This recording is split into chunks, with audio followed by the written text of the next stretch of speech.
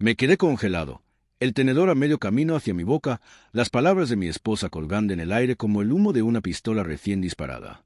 Es mejor que no vengas a la cabaña esta Navidad. Mi madre dijo, has estado tan difícil. ¿Difícil? ¿Esa palabra? Cautelosa, educada incluso, pero veneno codificado en cada sílaba. Podía ver la forma en que sonreía, no hacia mí, sino ante la idea de la exclusión, del control. La copa de vino temblaba en mi mano. No dije nada. Nunca lo hago cuando percibo el filo de un cuchillo en las palabras. El silencio es un arma que nadie respeta hasta que es demasiado tarde. La habitación estaba cálida. La luz de las velas parpadeaba sobre su mesa navideña perfecta. El olor a asado y romero se mezclaba con una dulzura que de repente se volvió agria. Mi hijo jugaba con su servilleta, ajeno a todo. Mi corazón se hundió. Habían trazado la línea. Sin siquiera un debate, sin confrontación, me habían exiliado. Y yo dejé que aquello se quedara ahí como hielo en mi pecho. Terminé mi comida solo esa noche. Las carreteras estaban vacías, la casa fría. Caminé por habitaciones que llevaban ecos de nuestro supuesto calor familiar.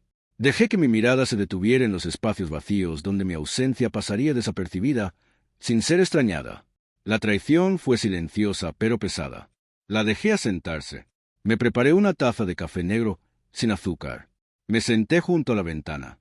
Afuera, la nieve caía en copos lentos y perfectos. El mundo era indiferente. Mi ira, sin embargo, no lo era. Para la medianoche, ya tenía un plan. No necesitaba palabras. No necesitaba aliados. Solo necesitaba paciencia, precisión y silencio. Yo tenía eso. Los observé desde lejos, no literalmente, sino de una manera más íntima que la proximidad permite. Conocía sus patrones. Mi esposa, predecible, siempre orgullosa de las apariencias, obsesionada con el control. Mi suegra, fácilmente asustada, hambrienta de drama, protectora de su narrativa. Mi hijo, leal, confundido, pero en última instancia un peón. Trace sus debilidades como un cirujano mapeando venas. La percepción pública les importaba. El estatus les importaba. La comodidad les importaba. Y yo sostenía el bisturí. Comencé aislando sus narrativas. La cabaña, los mensajes familiares, las pequeñas ficciones financieras. Nadie se dio cuenta. Observé a mi esposa publicando la habitual alegría navideña en las redes sociales. Captions inocuos, sonrisas perfectas, máscaras de generosidad. Perfecto. Esa máscara sería el escenario para la revelación. Esperé. Dejé que el resentimiento se cocinara a fuego lento como una reacción química. Y entonces golpeé. Fue sutil al principio. Una alerta bancaria aquí. Una pequeña inversión movida allá.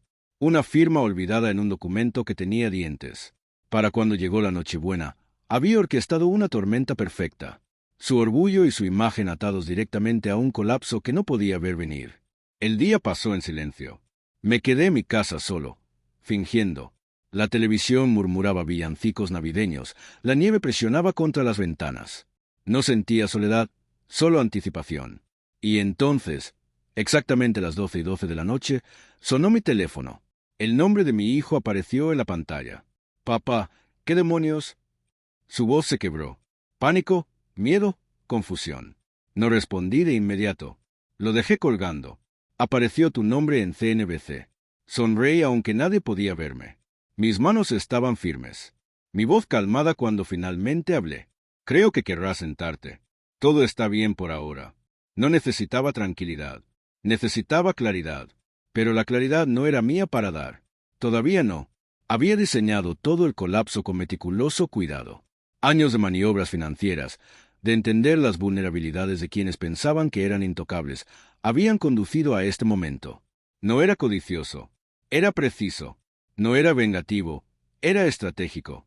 Cuando el titular de CNBC hizo destellar mi nombre en dispositivos de todo el país, el mundo cuidadosamente construido de mi esposa se fracturó. Alertas de acciones, inversores llamando frenéticos. Las acciones de la empresa que ella dirigía se desplomaron en horas porque una cadena de decisiones que yo había anticipado e influido sutilmente meses atrás. El escrutinio legal siguió.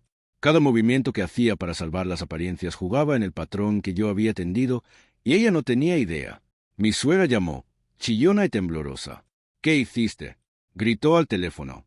Mantuve mi voz fría, cortés. Nada, todo. Lo verás pronto. La belleza estaba en el silencio. No necesitaba explicar. No necesitaba justificar. Su pánico llenaba cada vacío donde alguna vez sentí rechazo. Su imperio de apariencia se derrumbaba a su alrededor. Los observé desmoronarse en tiempo real a través de los canales que había preparado. Correos internos filtrados a periodistas cuidadosamente, sutilmente, sin rastro de mi mano. Los miembros de la junta entraron en pánico. Sus amigos susurraban preguntas que ella no podía responder. Mi esposa, que me había descartado como difícil, ahora se debatía en público. Su compostura se quebró. Yo estaba calmado. Observé el reloj. Observé la nieve. Tomé sorbos de café negro. Dejé que todo sucediera. Cada latido de pánico a mi alrededor era un tambor marcando mi reivindicación. Para el mediodía, la cabaña que no habían podido usar para la reunión navideña. Los invitados cancelaron en silencio después de ver los titulares. Mi hijo, ahora plenamente consciente, llamó de nuevo. Su voz temblaba, pero había alivio en ella. Papá, están hablando de ti en todas partes. Nunca he visto mamá así. Está asustada. No respondí al principio. Lo dejé absorberlo, sentir el peso de la consecuencia sin mi interferencia. Cuando hablé, fue lento, deliberado. Bien, que lo sientan, que aprendan el costo de sus acciones. No necesitaba más. Él entendió. La satisfacción no vino de gritar, no de confrontar, sino de verlos implosionar bajo la presión que yo había puesto en marcha. Les había dado exactamente lo que me dieron a mí: vergüenza pública, pérdida de control, exposición. Para la tarde, los correos eran implacables. Los miembros de la junta exigían explicaciones. Los inversores retiraban la confianza. Las publicaciones en redes sociales de alegría navideña curada se habían convertido en un feed de pánico, disculpas y control de daños. Y a través de todo eso, yo permanecí invisible, intocable, un fantasma en su narrativa. Pensé en mi esposa. Su rostro, la ligera curvatura de su labio cuando declaró que yo era difícil. Nunca habría imaginado que yo pudiera orquestar esto. Me había subestimado. La misma arrogancia que me expulsó de la mesa ahora aseguraba su derrota. Cuando finalmente regresé a la cabaña una semana después, estaba en silencio. La grandeza de la que ella se enorgullecía estaba apagada. El personal susurraba. Las empleadas evitaban el contacto visual. Mi hijo corrió hacia mí, no con preguntas, sino con asombro. Había presenciado poder. Había presenciado contención. Mi esposa se acercó, tentativa, frágil, intentando salvar la dignidad. La miré con calma, con frialdad. Difícil, dije casi con suavidad. Tú dijiste que yo era difícil. Su boca se abrió, se cerró, se abrió de nuevo. Nada, siempre he sido difícil por las razones correctas, continué. Y a veces ser difícil es la única forma de hacer que la gente vea la verdad sobre sí misma.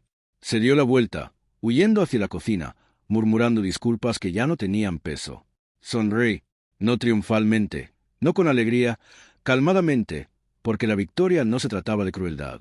Se trataba de equilibrio, justicia, el respeto que había reclamado, no exigido, no suplicado, sino tomado en silencio, metódicamente, inevitablemente. Esa noche, mi hijo y yo nos sentamos junto al fuego.